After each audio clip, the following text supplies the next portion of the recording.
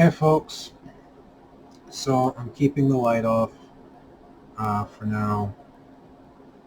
There's enough monitor light here that you can see me. It's currently 1 o'clock in the morning in Massachusetts, and I actually recorded a video to put up, and then, well, things happened that made that video irrelevant. And I just haven't recorded anything since, but I need to record it now because I need to talk. Because if I don't, I'm going to go insane. So I don't remember everything that was on my last video, but I'm going to go through the litany of things that have happened so far and what I've been having to deal with. So first off, there was my computer, my $4,000 computer that needed a $2,000. Half the price of this computer is its video card. I have a GTX, an NVIDIA GTX 2080 Ti. It's a $2,000 video card.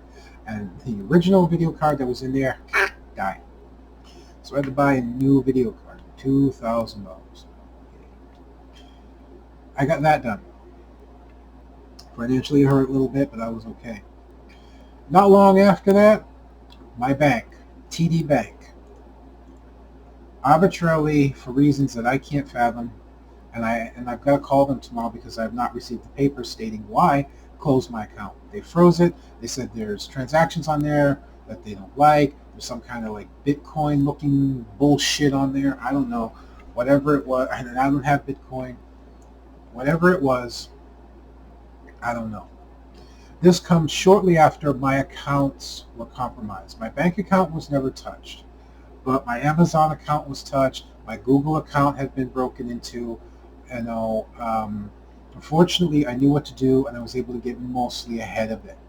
I went into my Amazon account, and the only thing, and I've got to follow up with them as well, the only thing I had to deal with there was a $100 gift card that was on my account got stolen. And Amazon's supposed to be working on that. I haven't heard from them in a while, so I got to call them tomorrow now that I remember it. And I need to talk to them about that.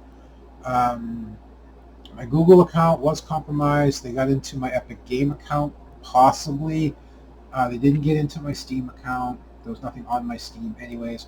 So I went in, I froze everything. I changed all my passwords. I ran multiple virus programs on my computer. I have Malwarebytes and Hitman Pro, as well as I ran a couple freebies that I know are really good, making sure my computer was completely cleansed of anything. I searched for rootkits. I did the whole 9 yards. And just to be safe, I changed my debit card.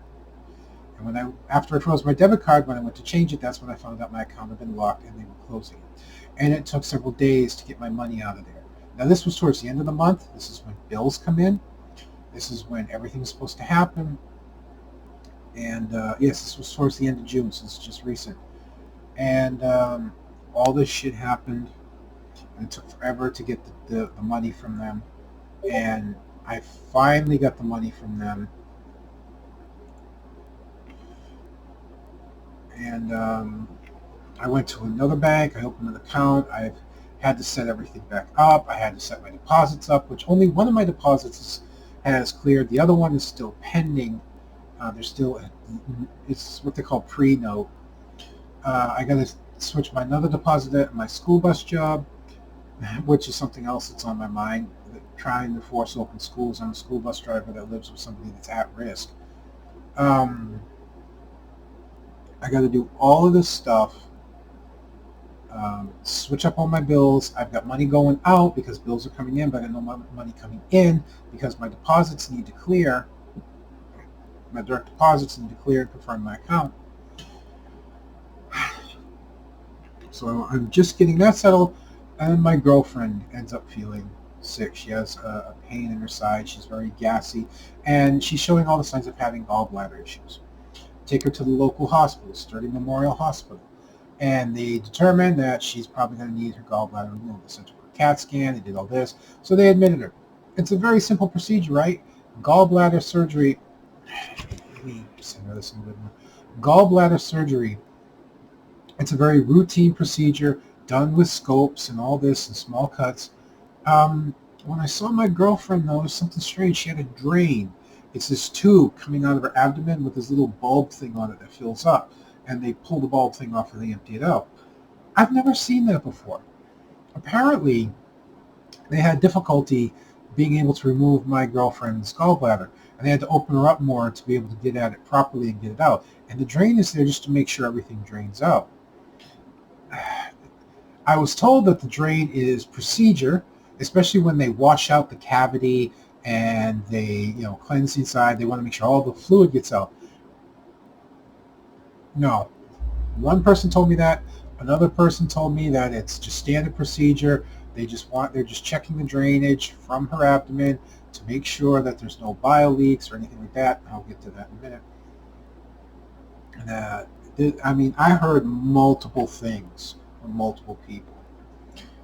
And then so after a few days, they send her back down for another CAT scan, and come to find out, one of the bile ducts that comes off the liver was damaged during the removal. And that in and of itself can be cause for malpractice lawsuit, just so you know. But I am a believer that shit happens, and they did have to go in more. My girlfriend's procedure wasn't routine. I would have been willing to forgive them for this, but they send her in now. This is what I'm told.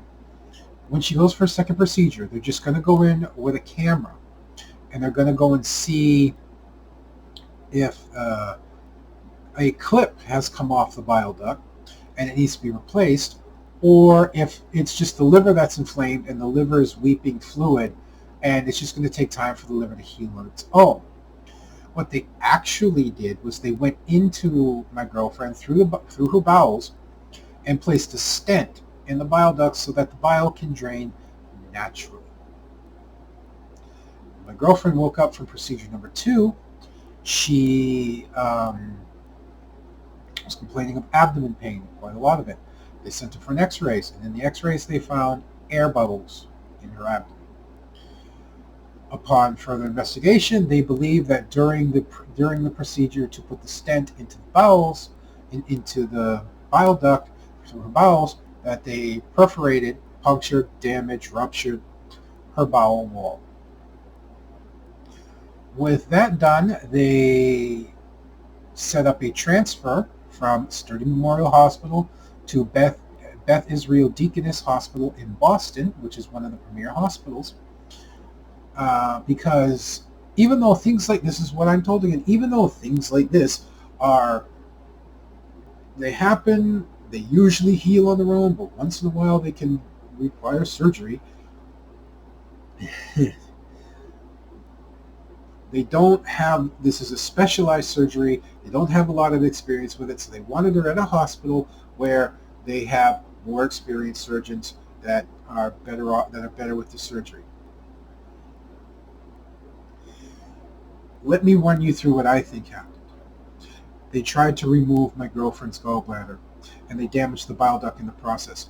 Then they opened her up to pull the gallbladder out, and they put the drain in there to drain the bile out to see if the bile would heal, if the bile duct would heal itself in short order. The bile duct didn't, so they know they needed to put a stent in. They told her, I believe, that they were going to go and put a stent in, but they never told me that. So she went in, they went to put the stent, they damaged her bile wall. Now, her bowel wall is going to need a procedure. It's going to need a third surgery that they're going to have to go and repair, and it's a complicated surgery that requires a specialist, so therefore it's considered a major surgery that she's going to have done because she's already met with a team of surgeons. Oh, if you're hearing background noise, I have my air conditioner on. I'm sorry. It's not very, very hot out. It's only like 77 out, but it's incredibly muggy, and it affects my whole room. Plus, I've got my computer on, which throws a massive amount of waste heat. So, I apologize for the background air conditioner noise. So,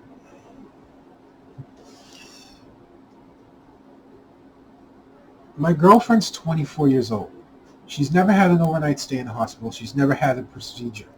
And the first overnight stay she has, and the first procedure she has, ends in a complication that requires another procedure that ends in a complication that's going to require another procedure. She's all the way up in Boston now instead of locally. I am going to go up and see her tomorrow, and I am going to put my foot down on this. I'm not mad at Beth Israel Deaconess. They haven't done anything. I am pissed at Sturdy. I've already been in contact with the lawyer about a malpractice suit, and the lawyer said we need to know the end of the story to see if we can pursue it. It's not that she doesn't have a suit. It just has to make sure that it's worth pursuing. That said, I'm going to go up to Beth Israel. I'm going to find somebody to talk to, be it a head nurse, a doctor, whatever, administrator, I don't care. And I'm going to tell them, my girlfriend is very naive. She has not had the experiences most people would growing up. She was very protected and sheltered by her parents all her life.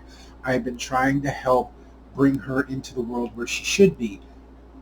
I've been letting her make her own decisions, do her own things. I've been trying to let her handle this while advising her. I'm going to say, but in all due honesty, 2 things have gone wrong out of 3 so far. Two out of 3 things have gone wrong, and the 3rd thing is pending. I said, she's extremely upset. She's extremely emotional. She really doesn't have the experience to deal with this. So we can ask her in person, or if she needs to sign something, she can sign it, that I am going to speak for her.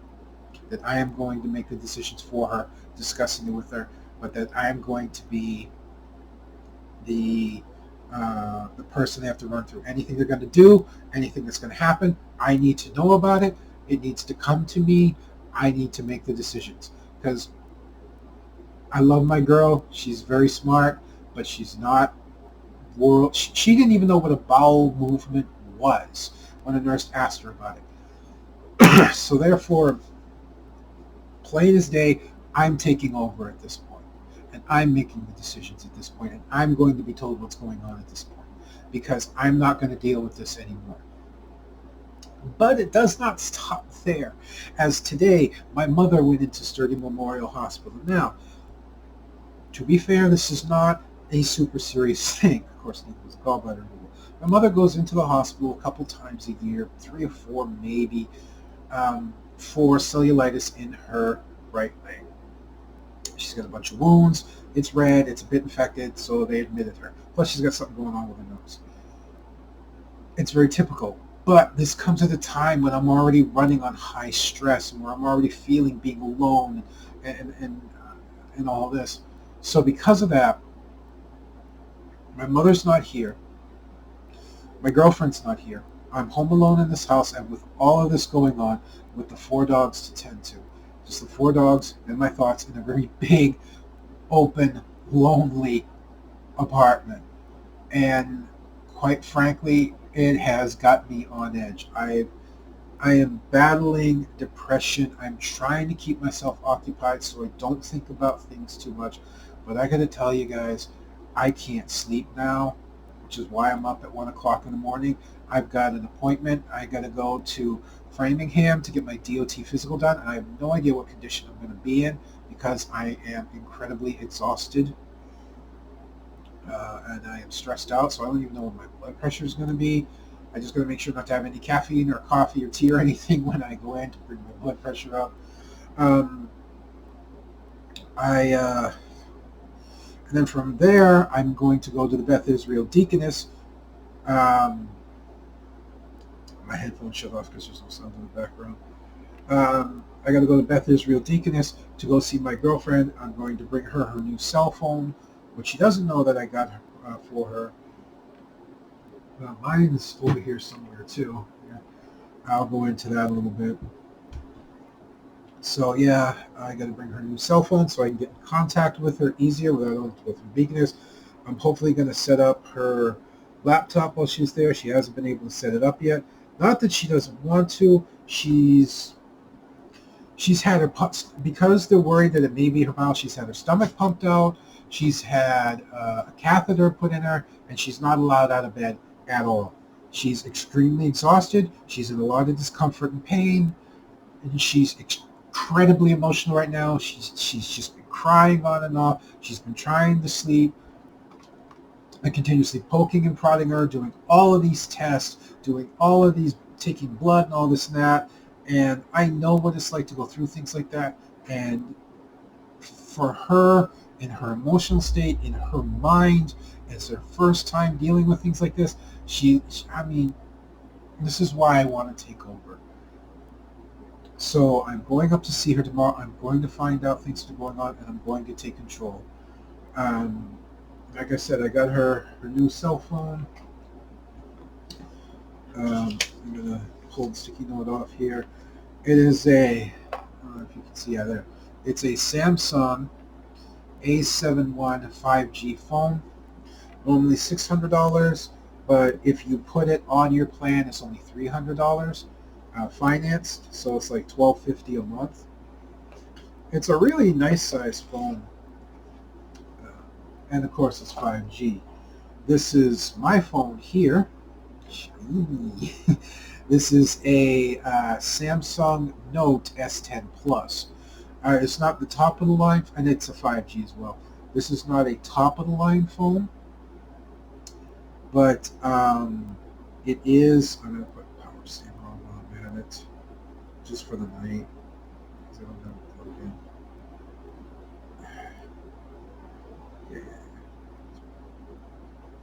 Yeah. The top of the line phone, I think it's the A20, A20G or whatever, but this is second only to that phone in the Samsung line. This phone is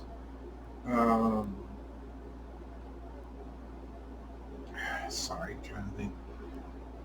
This phone is about $1,300, where the other one is $1,400. Yeah, insane prices, I know.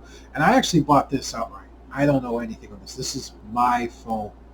I'm not financing it. I'm not paying for it. This is my phone. My girlfriend's phone is financed. My mother's phone, which is an exact duplicate of that phone, it's the exact same phone, is financed just to save $300 per phone. Now, why did I change plans today? Well, number one, my girlfriend needed a phone. Her phone died a while back, and I've just been waiting for a little while to get my plan paid down more in order to switch. So now I switched. Now I got her, and because she's in the hospital, I kind of felt like I didn't want to wait any longer, so I went and I got new phones on a new plan. I'm with, as you probably saw, T-Mobile now. I was with Verizon for a very long time. I've been with Verizon for about 5 years, since my first smartphone was a Samsung Galaxy S5. And I had that phone for years. I had it up to the S8, and then I've had an S9, now I have an S10.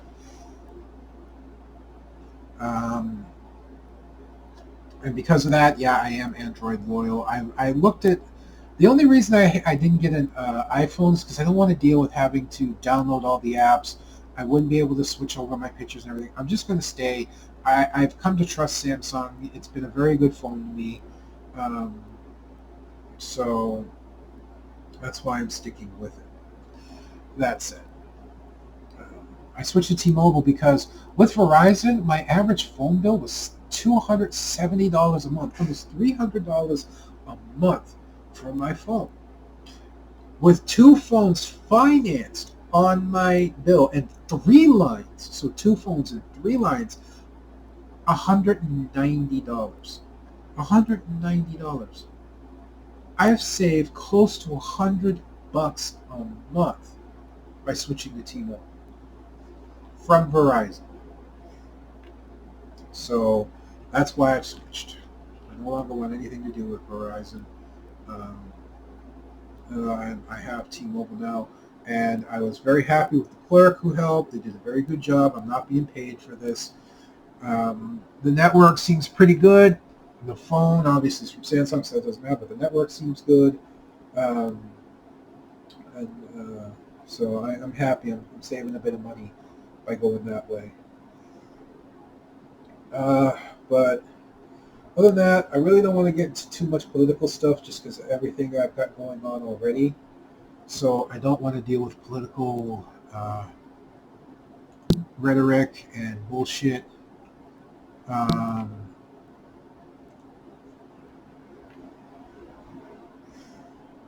Just as things are, I'm I'm I'm just trying to survive right now.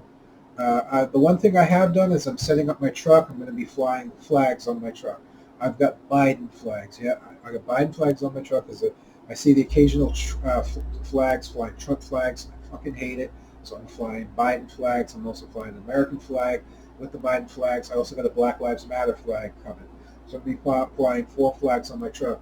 2 Biden flags behind the cab for the Biden flags, Black Lives Matters flag in the middle, and I've got a bumper hitch mount coming to put a flag on for the back. And all that's going to be mounted and taken care of that way. Quite frankly, though, that's about as deep as I'm going to get into things in. Trump continues to fuck everything up. Um, Fox News, even though Trump is talking shit about Fox News, continues to support him, at least mostly. Uh, I just we got Trump, we got COVID, and I've got everything else going on. I don't know how I'm managing to hold things together right now, and I'm really worried that I'm not going to. I think the only thing that's keeping me holding things together is I need to be there for my girlfriend. I need to be there for her right now. And actually, she's my fiance. I have proposed, and she did accept.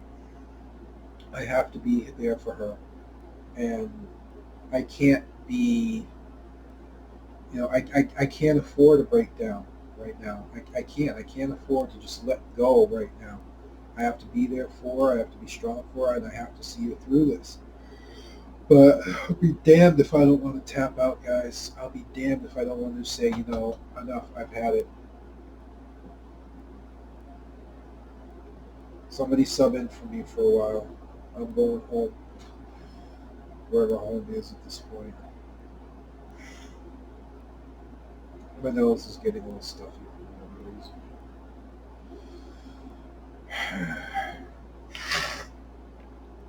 Could be allergies. It could be COVID. I don't know. I really don't fucking know.